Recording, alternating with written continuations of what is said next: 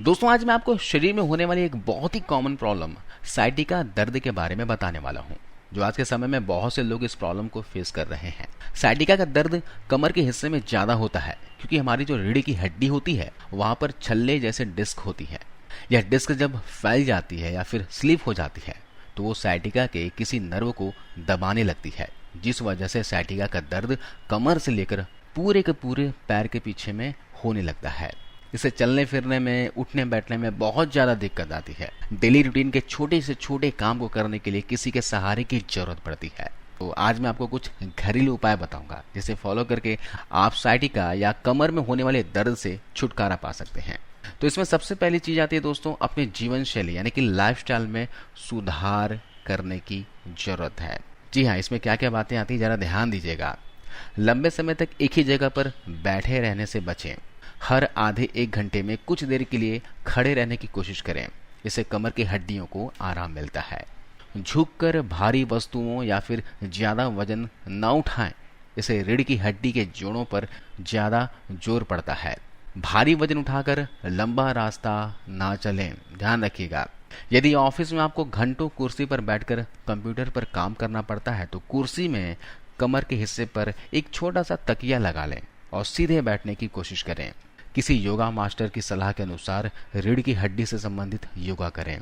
मैं आपको कुछ योगासन बताता हूं जो साइटिका में बहुत ही कारगर है, बहुत ही फायदेमंद है।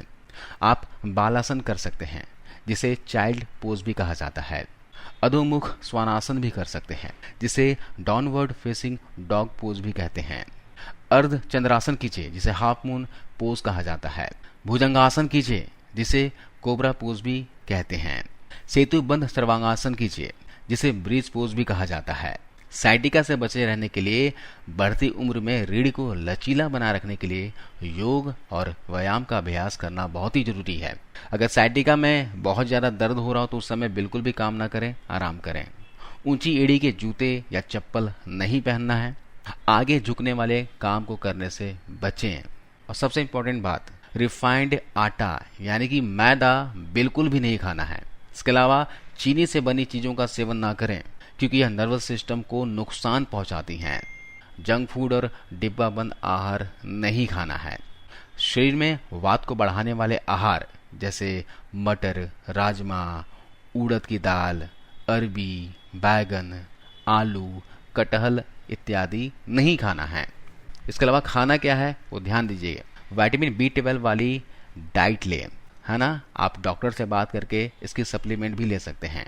डाइट में आप दूध या दूध से बनी चीजें खाइए, जैसे पनीर, छाछ, दूध, दही वगैरह। इसके सेवन करने से साइटिका के दर्द में फायदा मिलता है। नॉनवेज में आप मछली या फिर अंडे खाइए, इनमें भी विटामिन B12 की बहुत अच्छी मात्रा होती है। ओमेगा 3 फैटी एसिड वाले डाइट लें, इससे नसें मजबूत होंगी। साइटिका की जो नस है उसमें मजबूती आएगी। ये नर्व सिस्टम के लिए बहुत अच्छा है और ओवरऑल हेल्थ के लिए ओमेगा 3 फैटी एसिड बहुत ही बेनिफिशियल है दोस्तों। आप इसके लिए अलसी के बीज खाइए, मूंगफली खाइए भिगोकर। अलसी भी गर्मी के मौसम में आपको भिगोकर खाना चाहिए। या फिर आप अखरोट खाइए, अखरोट भी भिगोकर सुबह खा सकते हैं। इसके अलावा विटामिन ए से समृद्ध आहार खाएं, जैसे गाजर, हरी पत्तेदार सब्जियां। आप फलों में आम खा सकते हैं, आम का भी सीजन आने वाला है। आप खुबानी का सेवन कीजिए, ड्राइड एप्रिकॉट आता है बाजार में, आप ये ले आइए, इसका सेवन कीजिए, इससे बहुत फायदा मिलेगा। पर्याप्त पोटेशियम से युक्त आहार का सेवन करें, है ना। पोटेशियम वाली चीजें खाइए, यह मांसपेशियों और तंत्रिकाओं को मजबूती प्रदान करता है और न्यूरोट्रांसमिशन में मदद करता है। पोटेशियम वाले आहार में जैसे आप सफेद सेम खा सकते हैं, हरे साग सब्जी खाइए, जैसे मैंने बताया खुबानी यानी कि एप्रिकॉट खा सकते हैं। ड्राइड एप्रिकॉट बहुत फायदा करेगा आपको। एवोकाडो खाइए, एवोकाडो वैसे बहुत महंगा मिलता है, अगर आप अफोर्ड कर सको तो आप इसे खा सकते हैं। मशरूम खाइए और केले का सेवन करें, केला 1 या 2 जरूर दिन में खाया करें। ये तो हो गई दोस्तों डाइट की बात, जिसे आपको ध्यान रखना ही है। इसके अलावा मैं आपको आयुर्वेदिक उपचार बता रहा हूँ, ये बहुत ही इफेक्टिव है। यहाँ पर मैं आपको 2 आयुर्वेदिक उपचार बताऊंगा। आप चाहें तो दोनों को ही फॉलो कर सकते हो या फिर इनमें से किसी एक को फॉलो कर सकते हो। सहजन, इसके बारे में जानते होंगे शायद, जिसे मुनगा कहा जाता है, ड्रमस्टिक कहा जाता है ना। इसका पेड़ होता है, गांव में बहुत पेड़ इसके मिल जाएंगे। देखिए इस तरह का पेड़ होता है। इनकी पत्तियों को तोड़ लीजिए। इनकी पत्तियां औषधीय गुणों का भंडार है। आपको 100 ग्राम के आसपास सहजन की पत्तियां लेनी है। इसके अलावा अशोक की छाल, अशोक की छाल देखिए इस तरह का दिखता है, आपको किसी भी आयुर्वेदिक शॉप पर मिल जाएगा। ये बहुत सस्ता होता है, महंगा नहीं होता। 100 ग्राम अशोक की छाल ले आइए और 25 ग्राम अजवाइन लीजिए। अजवाइन जो आप मसाले के तौर पर घर पर इस्तेमाल करते हो, यही अजवाइन को आपको लेना है। तो 100 ग्राम सहजन की पत्तियाँ, 100 ग्राम अशोक की छाल और 25 ग्राम अजवाइन, इन सभी को क्या करना है, 2 लीटर पानी में डालकर उबाल लेना है। और तब तक उबालना है जब तक 2 लीटर पानी 1 लीटर ना बच जाए। जब ये उबल जाए तो इसे छान कर किसी बॉटल में स्टोर करके रख लें। दोस्तों, ये बहुत ही पावरफुल औषधि बन गया आपका।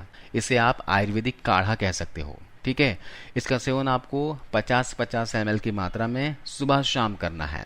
सुबह नाश्ता करने के आधे घंटे पहले 50 ml ले लीजिए और शाम को 4 से 5 बजे के आसपास, या रात का खाना खाते हैं, खाना खाने के 1 घंटे पहले आप इस औषधि का सेवन करें। इसे लगातार 3 महीने तक सेवन करने से साइटिका की समस्या जड़ से खत्म हो जाएगी। अगर आपको साइटिका की प्रॉब्लम है तो सेवन करना शुरू कर दीजिए, आपको भविष्य में साइटिका की प्रॉब्लम नहीं होगी, और है तो जड़ से खत्म हो जाएगी। लेकिन लगातार 3 महीने तक जरूर करना। इसके अलावा एक औषधि और है जिसे हरसिंगार के नाम से जाना जाता है। हरसिंगार के पत्ते, इसके बारे में आप शायद जानते भी होंगे। ये साइटिका में बहुत फायदेमंद होता है।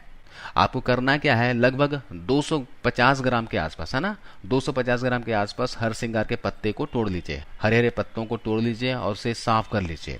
साफ करने के बाद 1 लीटर पानी में इसे उबाल लीजिए। जब पानी 700 ml के आसपास बच जाए तब उतार कर ठंडा कर लीजिए और इसे छान लीजिए। अब इसमें आपको 1 से 2 रत्ती केसर डालना है। केसर आपके घर पे होगा तो ऐड कर लीजिए, नहीं तो बाजार से ले आइए। केसर डालने के बाद इसे घोट लीजिए, अच्छे से मिला लीजिए, यानी मिक्स करना है आपको। इसका सेवन आपको सुबह शाम 1-1 कप की मात्रा में करना है। आप चाहें तो इसे थोड़ा गर्म करके भी, गुनगुना करके भी सुबह शाम 1-1 कप ले सकते हैं। सुबह नाश्ता करने के आधे घंटे पहले लीजिए 1 कप, और शाम को 4 से 5 बजे के आसपास आप 1 कप पी लीजिए। ऐसा आपको लगातार 1 महीने तक करना है। इससे पुराने साइटिका की प्रॉब्लम जड़ से खत्म हो जाती है। इसके अलावा अगर आपको जोड़ों में दर्द, घुटनों में दर्द, गठिया, अर्थराइटिस की समस्या है, शरीर में यूरिक एसिड बढ़ा हुआ है, तो इसमें भी यह औषधि बहुत ही कारगर है। अगर आप किसी को जानते हो जिनको गठिया, अर्थराइटिस की प्रॉब्लम है, तो उनको भी इस रेमेडी के बारे में बता सकते हैं। इसके अलावा साइटिका के दर्द से निजात पाने के लिए एक काम और कर सकते हैं, है ना। जब भी आपको ज़्यादा दर्द महसूस हो, सहन नहीं कर पा रहे हो, तो ऐसे कीजिएगा। एक टब में गर्म पानी डाल दीजिए। पानी उतना ही गर्म होना चाहिए जितना आप सहन कर सको। उसमें सेंधा नमक डालिए। सेंधा नमक जब घुल जाए तो आप कमर के नीचे हिस्से को आराम से डुबोकर बैठ जाइए। इससे बहुत ज़बरदस्त फायदा दिखेगा। इसके अलावा मैं आपको आयुर्वेदिक ऑयल बनाने की विधि बताता हूँ, रेसिपी बताता हूँ। इस तेल से आप मालिश कर सकते हो। आपको क्या करना है, 50 ml के आसपास सरसों का तेल लीजिए। उसमें 2 से 3 तेज पत्ता डालिए, 3 से 4 लहसुन की कलियां डालिए छिलकर, और तेल को गर्म कर लें। तेल को तब तक गर्म करना है जब तक लहसुन जो है वो ब्राउन ना पड़ जाए। जब ये गर्म हो जाए तो इसे ठंडा होने दीजिए, और इसके बाद इस तेल से कमर और पैर में हल्के हाथों से मालिश कीजिए। ध्यान रखिएगा, आपको हल्के हाथों से मालिश करनी है ना। आप इसे रात को सोने से पहले कर सकते हैं या दिन में कभी भी मालिश इससे किया जा सकता है। इससे दर्द और सूजन दोनों में ही फायदा मिलता है। तो इस तरह से दोस्तों आप साइटिका के दर्द, बैक पेन से छुटकारा पा सकते हो। आशा करता हूँ आपको वीडियो, ये जानकारी अच्छी लगी होगी। इस वीडियो को शेयर कीजिएगा, ज़्यादा से ज़्यादा लोगों तक पहुँचाइए ताकि और भी लोग इस जानकारी का फायदा उठा सके। और अब तक आपने